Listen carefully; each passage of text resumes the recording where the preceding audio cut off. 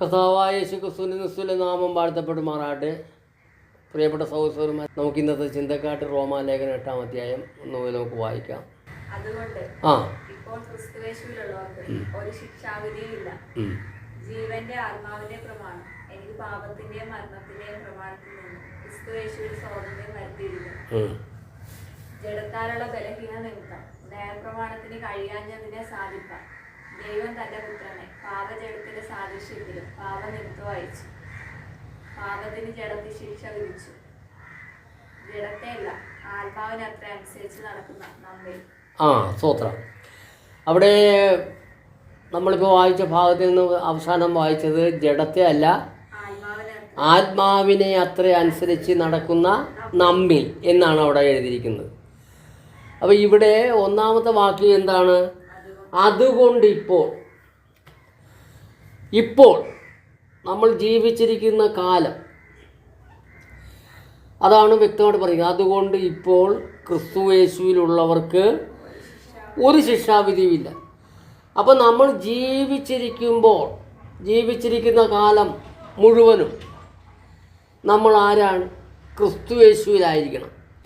അതുകൊണ്ടാണ് ഇവിടെ ജഡത്തെ അല്ല, ആത്മാവിനെ അത്ര അനുസരിച്ച് നടക്കുന്ന നമ്മൾ. അപ്പോൾ ആത്മാവിനെ അത്ര അനുസരിച്ച് നടക്കണമെങ്കിൽ നമ്മൾ ആരാണ്? ക്രിസ്തുയേശുവിലുള്ളവരായി മാറണം. സത്യത്തിൽ ക്രിസ്തുയേശുവിലുള്ളവർ ആരാണ്? ലോകത്തിലുള്ള ക്രിസ്ത്യാനികളാണോ? ലോകം മുഴുവനും ചിതറിക്കിടക്കുന്ന, അല്ലെങ്കിൽ ലോകം മുഴുവനും പടർന്നു പന്തരിച്ച് കിടക്കുന്ന ക്രിസ്തീയ സമൂഹമാണോ? അല്ല.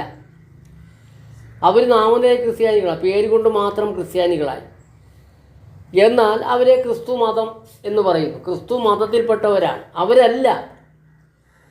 ഇപ്പോൾ ക്രിസ്തുയേശുവിലുള്ളവർക്കൊരു ശിക്ഷാവിധിയും ഇല്ല എന്ന് പറയാനുള്ള കാരണം, കർത്താവായ യേശു ക്രിസ്തുവിൻ്റെ സുവിശേഷം ഭൂലോകത്തിലൊക്കെയും അപ്പോസ്തലന്മാർ പ്രസംഗിച്ചു.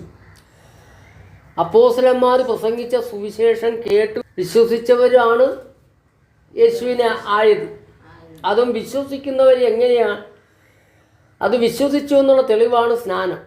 അപ്പം വിശ്വസിച്ചു സ്നാനപ്പെട്ടവരാണ് ക്രിസ്തുയേശുവിലായത്. മത്തായി 28-20 വാക്യത്തിലും യേശു പറയുന്ന അങ്ങനെയാണ്: വിശ്വസിക്കുന്നവരെ പിതാവിൻ്റെയും പുത്രൻ്റെയും പരിശുദ്ധാത്മാവിൻ്റെ നാമത്തിൽ സ്നാനം കഴിപ്പിച്ചു. ഞാൻ നിങ്ങളോട് കൽപ്പിച്ചതൊക്കെയും പ്രമാണിക്കുവാൻ തക്കവണ്ണം ഉപദേശിച്ചുകൊണ്ട് സകല ജാതികളെയും ചുറ്റലാക്കി. അപ്പോൾ അങ്ങനെ സുവിശേഷം കേട്ട് വിശ്വസിച്ച് പിതാവിൻ്റെയും പുത്രൻ്റെയും പരിശുദ്ധാത്മാവിൻ്റെയും നാമത്തിൽ സ്നാനപ്പെട്ടവരാണ് യേശുവിലായത്. റോമാലേഖനം 6-ാം അധ്യായം അതിൻ്റെ 1-2 വാക്യങ്ങൾ വായിക്കുന്നുണ്ടല്ലോ. അവിടെ പറയുന്ന, ക്രിസ്തുവിനോട് ചേരുവാൻ സ്നാനമേറ്റവരായ നാം എല്ലാവരും അവൻ്റെ മരണത്തിൽ പങ്കാളികളായിത്തീർന്ന സ്നാനത്താൽ അവനോടുകൂടെ കുരിശിലപ്പെട്ടു. അപ്പോൾ ക്രിസ്തുവിൻ്റെ മരണത്തിൻ്റെ സാദൃശ്യത്തോട് ഏകീഭാവിക്കുന്ന ഒരു ശുശ്രൂഷയാണ് സ്നാനം. അങ്ങനെ സുവിശേഷം കേൾക്കുന്നവരാണ് സ്നാനപ്പെടാനുള്ളത്. സുവിശേഷം കേൾക്കാതെ സ്നാനപ്പെട്ടിട്ടുകൊണ്ട് കാര്യമില്ല. അങ്ങനെ സുവിശേഷം കേട്ടു വിശ്വസിച്ചു പിതാവിൻ്റെയും പുത്രൻ്റെയും പരിശുദ്ധാത്മാവിൻ്റെ നാമത്തിൽ സ്നാനം കഴിക്കുന്നവർ യേശുവിനോട് ചേർന്നു. പിന്നെ ഇപ്പോൾ ക്രിസ്തുയേശുവിലുള്ളവരെന്ന് പറയുമ്പോൾ അവിടെ അടുത്ത വാക്യം കൂടെ വരണം. എന്താണ്? ഞാൻ നിങ്ങളോട് കൽപ്പിച്ചതൊക്കെയും പ്രമാണിക്കുവാൻ തക്കവണ്ണം ഉപദേശിക്കണം. അങ്ങനെ ഉപദേശിക്കുമ്പോൾ ആ ഉപദേശം കേട്ട് അനുസരണമുള്ളവരാണ് ഇപ്പോൾ ക്രിസ്തുയേശുവിലുള്ളവർ. അനുസരണമുള്ളവർ, ക്രിസ്തുവിനെ അനുസരിക്കുന്നവർ, ക്രിസ്തുവിൻ്റെ പ്രമാണം കേട്ടനുസരിക്കുന്നവർ, അവരാണ് ക്രിസ്തുയേശുവിലുള്ളവർ.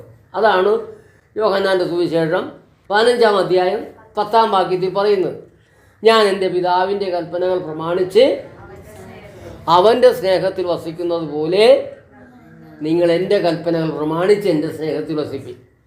എന്നാൽ എൻ്റെ സന്തോഷം നിങ്ങളിൽ ഇരിപ്പാനും നിങ്ങളുടെ സന്തോഷം പൂർണ്ണമാകുവാനും ഞാനിത് പറയും. അങ്ങനെ ഉള്ളവരാണ്, ആ ക്രിസ്തുവിൻ്റെ കൽപ്പനകൾ അനുസരിച്ച് ജീവിക്കുന്ന വ്യക്തികളാണ് ഇപ്പോൾ അവർ ക്രിസ്തുയേശുവിലുള്ളവരാണ്. അവരാണ് ക്രിസ്തുയേശുവിലുള്ളവർ.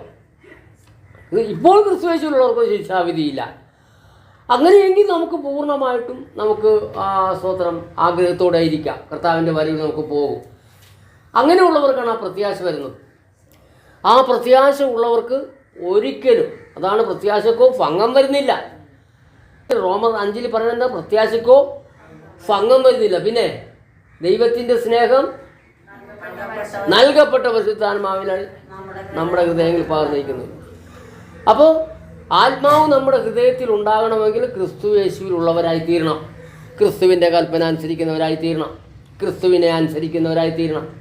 അത് തന്നെയാണ് 2 യോഹന്നാൻ 8 പറയുന്നത് അല്ലേ?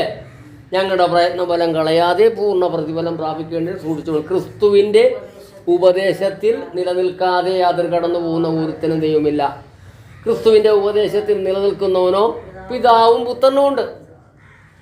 അങ്ങനെയുള്ളവരാണ് ക്രിസ്തുയേശുവിലുള്ളത്. ഇപ്പോൾ ക്രിസ്തുയേശുവിലുള്ളവർ അവർക്ക് കർത്താവിൻ്റെ വരവ് വന്നാൽ അവർ ഭയപ്പെടേണ്ട ആവശ്യമില്ല. കർത്താവിൻ്റെ വരവിൽ അവർ പറന്നു പോകും, രൂപാന്തരം പ്രാപിക്കുകയുള്ളൂ.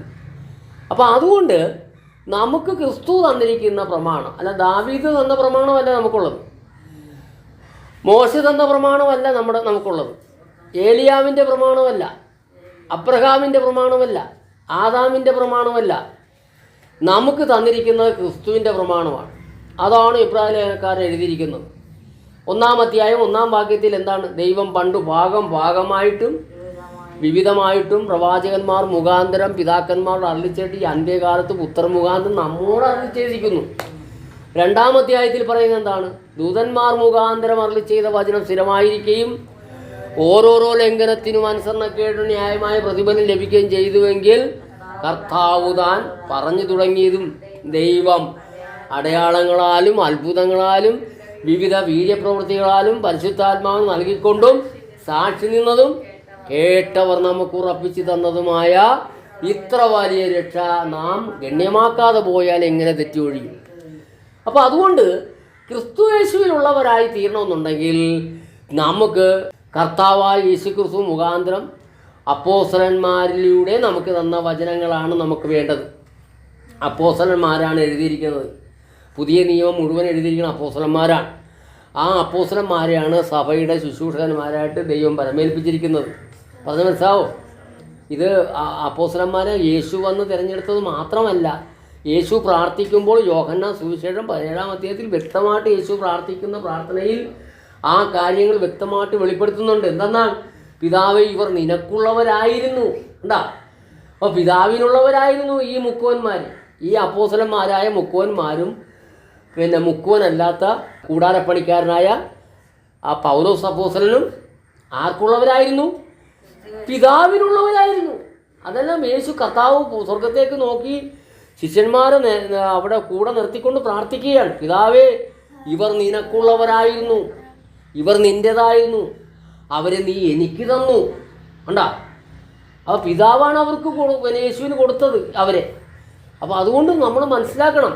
അപ്പോൾ അതുകൊണ്ട് കർത്താവ് പറഞ്ഞു തുടങ്ങിയത് ദൈവം അടയാളങ്ങളാലും അത്ഭുതങ്ങളാലും വിവിധ വീര്യപ്രവൃത്തികളാലും പരിശുദ്ധാത്മാവിന് നൽകിക്കൊണ്ട് സാക്ഷി നിന്നതും കേട്ടവർ, അത് പരിശുദ്ധാത്മാവിൽ നിന്ന് കേട്ടവർ ആരാണ്? യേശു ക്രിസ്തുവിൽ നിന്നും പരിശുദ്ധാത്മാവിൽ നിന്നും കേട്ടവർ ആരാണ്? അപ്പോസ്തലന്മാരാണ്. 3.5 വർഷം യേശു അവരെ കൂടെ നിർത്തിക്കൊണ്ട് പഠിപ്പിച്ചു. എന്നാൽ യേശു മരിച്ചു, ഉയർത്തു, സ്വർഗാരോഹണം ചെയ്തതിന് ശേഷം പരിശുദ്ധാത്മാവ് വന്നു. ആ പരിശുദ്ധാത്മാവ് വന്ന് ആരിലാണ് വന്നത്? അവരിലാണ് പരിശുദ്ധാത്മാവ് വന്നത്. പരിശുദ്ധാത്മാവ് അവരിൽ ഇരുന്നു കൊണ്ടാണ് ബാക്കി കാര്യങ്ങൾ പറയാനുള്ള പറഞ്ഞത്. പറയുമെന്ന് യേശു പറഞ്ഞിട്ടുണ്ടായിരുന്നു. യോഹന്നാൻ സുവിശേഷം 16-ാം അധ്യായം അതിൻ്റെ 12-ാം വാക്യത്തിൽ എന്താണ്? ഇനിയും വളരെ അധികം നിങ്ങളോട് പറവാനുണ്ട്, എന്നാൽ ഇപ്പോൾ നിങ്ങൾക്ക് വഹിപ്പാൻ കഴിവില്ല. സത്യത്തിൻ്റെ ആത്മാവ് വരുമ്പോൾ അവൻ നിങ്ങളെ സകല സത്യത്തിലും വഴി നടത്തും. ഇത് കർത്താവായ യേശു അവരോട് പറഞ്ഞിട്ടുണ്ടായിരുന്നു. അതുകൊണ്ടാണ് കർത്താവ് ഒലിവുമലയിൽ നിന്നും സ്വർഗാരോഹണം ചെയ്യാൻ പോണ സമയത്ത് ശിഷ്യന്മാരെ വിളിച്ചിട്ട് പറഞ്ഞു, എന്നോട് കേട്ട് പിതാവിൻ്റെ വാഗ്ദത്തത്തിനായി പോയി കാത്തിരിക്കാൻ പറഞ്ഞു. കണ്ടാ, അതെല്ലാം കേട്ടു, അനുസരിച്ചു, അവർ പോയി കാത്തിരുന്നു. അങ്ങനെയാണ് പെന്തക്കോസ്താ നാൾ വന്നപ്പോൾ കൊടിയ കാറ്റടിക്കുന്നത് പോലെ തീനാളങ്ങളായി ഇറങ്ങി വന്നു. അവിടെ 100 അപ്പോസ്തലന്മാരെ കഴിയുക 120ഓളം പേര് എല്ലാവരും കൂടി ഉണ്ടായിരുന്നു. ആ 120 പേരിലും വ്യാപരിച്ചു. അവിടെ ഒരു വചനം ഒരു പ്രവചനം നിവർത്തിക്കണമായിരുന്നു. ഒന്ന്, അന്ത്യകാലത്ത് സകല ജഡത്തിനുമേൽ എൻ്റെ ആത്മാവിനെ ആത്മാവിനെ പകരുമെന്ന് യോവേൽ പ്രവാചകൻ പണ്ട് പ്രവചിച്ചിട്ടുണ്ട്. ആയിരക്കണക്കിന് വർഷങ്ങൾക്ക് മുമ്പ് യോവേൽ പ്രവാചകൻ പ്രവചിച്ചൊരു പ്രവചനമാണ്, അന്ത്യകാലത്ത് സകല ജനത്തിനുമേലെ എൻ്റെ ആത്മാവിനെ പകരുമെന്ന് പറഞ്ഞു. ആ പ്രവചന നിവർത്തിക്ക് പോയി ഇവർ കാത്തിരിക്കണമെന്ന് യേശു അവരോട് പറഞ്ഞു. അതുമാത്രമല്ല, യോഹന്നാൻ സ്നാപകൻ ഈ അപ്പോസ്തലന്മാരെയൊക്കെ നേരത്തെ സ്നാനപ്പെടുത്തിയിട്ടുണ്ടായിരുന്നു. അങ്ങനെ സ്നാനപ്പെടുത്തിയപ്പോൾ യേശു അപ്പോസ്തലന്മാരോട് ഈ സ്നാപക യോഹന്നാൻ പറഞ്ഞു, ഞാൻ നിങ്ങളെ വെള്ളം കൊണ്ട് സ്നാനം കഴിപ്പിക്കും, എനിക്ക് പിന്നാലെ വരുന്നവൻ പരിശുദ്ധാത്മാവ് കൊണ്ടും തീ കൊണ്ടും നിങ്ങളെ സ്നാനം കഴിപ്പിക്കുമെന്ന് പറഞ്ഞു. കണ്ടോ? അപ്പോൾ ഈ രണ്ട് പ്രവചനവും നിവർത്തിക്കണമായിരുന്നു.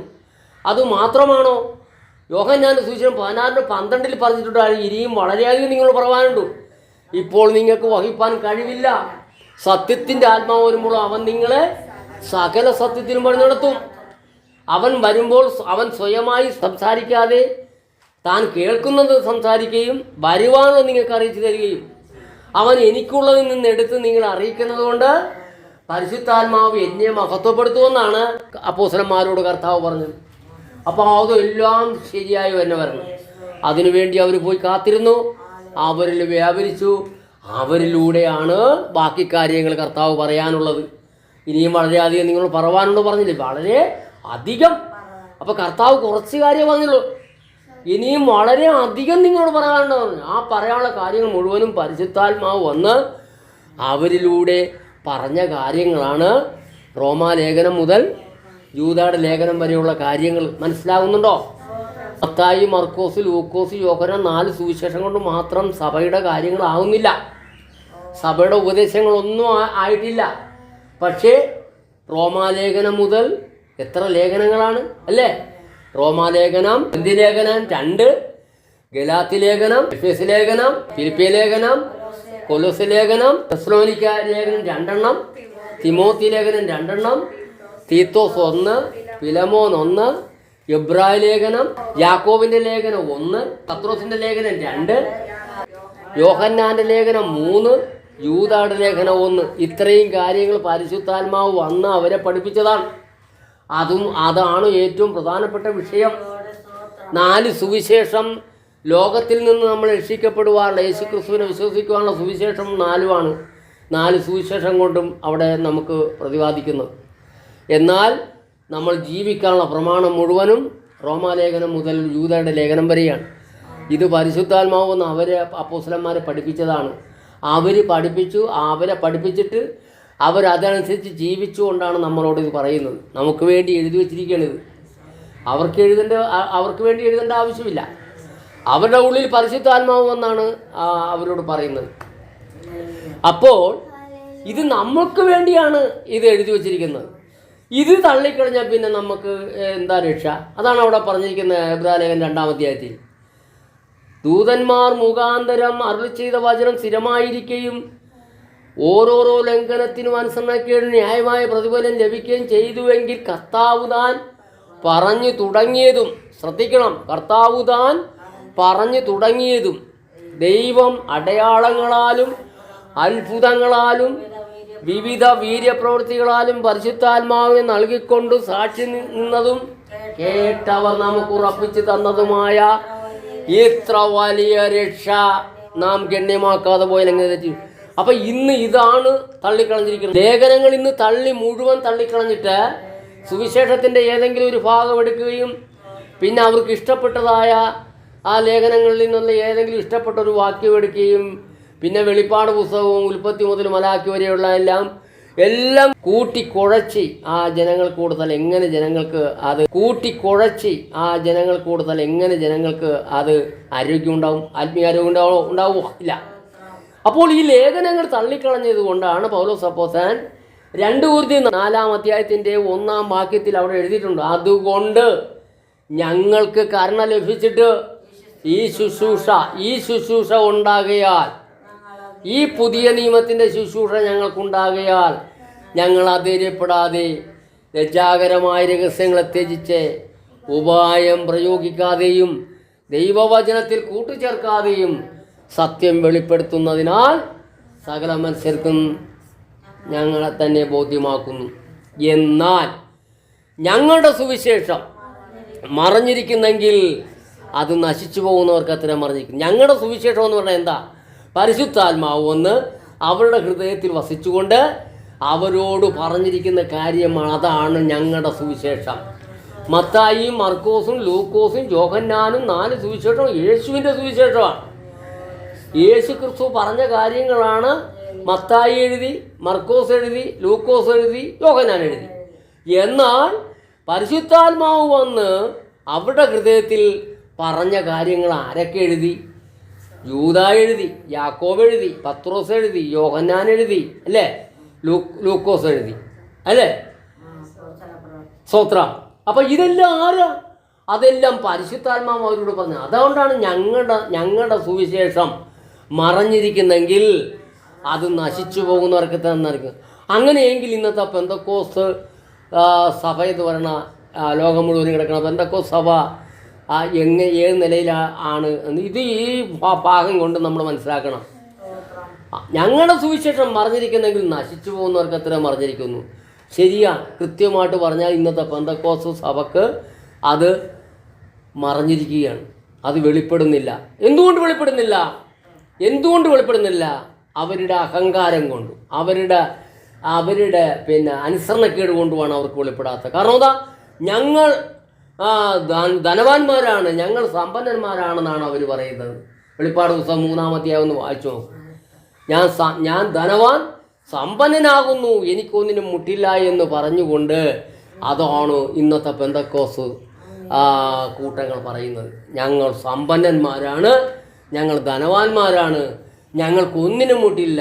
അവരുടെ കാഴ്ചപ്പാടിൽ അവർക്ക് മുട്ടില്ല.